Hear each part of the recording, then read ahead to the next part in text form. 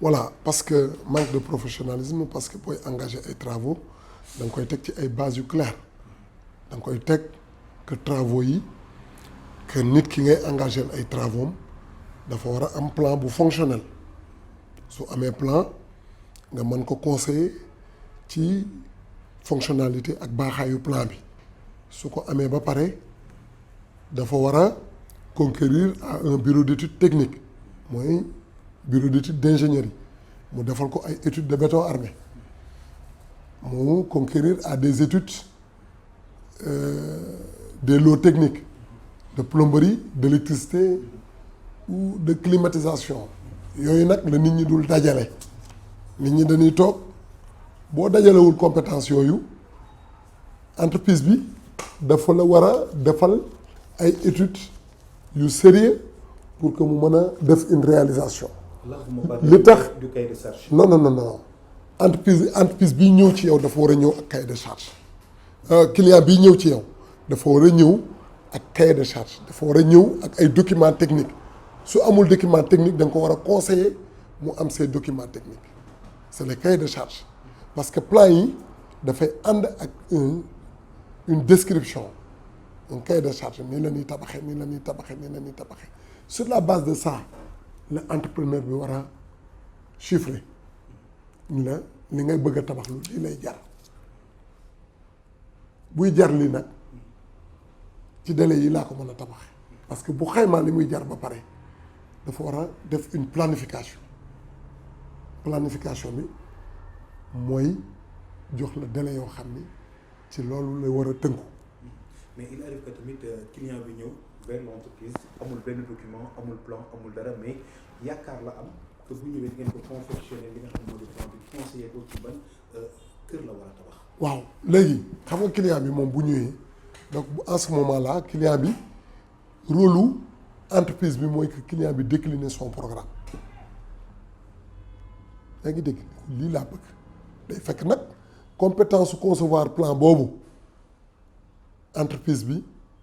outiller ko walla mu orienter ko fi nga xam ni fa la war a amee nu mu tuddati client daal warul ñëw ci entreprise te amul plan bu fonctionnel ak un cahier de charge boo xam ne c'est conçu par un architecte yaa ngi dégg walla entreprise bi am compétence yi bu ko jëlee tam day am compétence yoo xam ni da koy teg ci loxo compétence yooyu ñu réaliser étude boobu ba pare su étude bi pare nag ci la ñuy mën a waxee prix ci la ñuy mën a waxee nu mu tëddati. vous savez dañoo juum fii réew mi dafa am yoon am barème entreprise bi dafa war a def étude de prix xam nga entreprise da nga ko fekk nii mu nekk da nga dafa fii bureau yi yëpp dafa am ay nit dafa am ay charge dafa am logistique bu muy utiliser entreprise bi mënul occulter loolu il faut que mu jël loolu boole ko da nga ñëw ci entreprise parce que da nga yaakaar qualité entreprise daf lay jox qualité daf lay utiliser loo ngay utiliser sa temps da ngay toog fële chaque semaine nga ñëw entreprise bi ngeen organiser jour de rendez-vous de chantier nga xool lu la neex ndax respecté na conditions yi nga xam ni discuter ngeen ci ba war a tabax loolu mooy entreprise daf lay wàññi sa gain de temps le temps c'est l'argent daf lay jëlal risques yi nga xam ni war nga ko nu mu tuddati daf lay jox qualité entreprise daf la war a jox ay dispositions yoo xam ni soo dëkkee ci sa bâtiment 100 ans doo ci am quand entreprise bi jël na ay dispositions yi mu war a jël loolu warul am su amee tam entreprise bi daf ko war a reconnaître toj ko régler ko entreprise warul tabax muy daanu entreprise warul tabax muy am ay problème parce que dal suuf dañ koy dimensionner bureau d'étude technique bi da koy dimensionner bureau de contrôle bi viser ko bala ngaa couler dal bi da ngay war a xool ni disposition yooyu nga xam ni mi ngi ci plan technique yi plan d'exécution yi dal bi respecté na ko bureau d'étude technique bi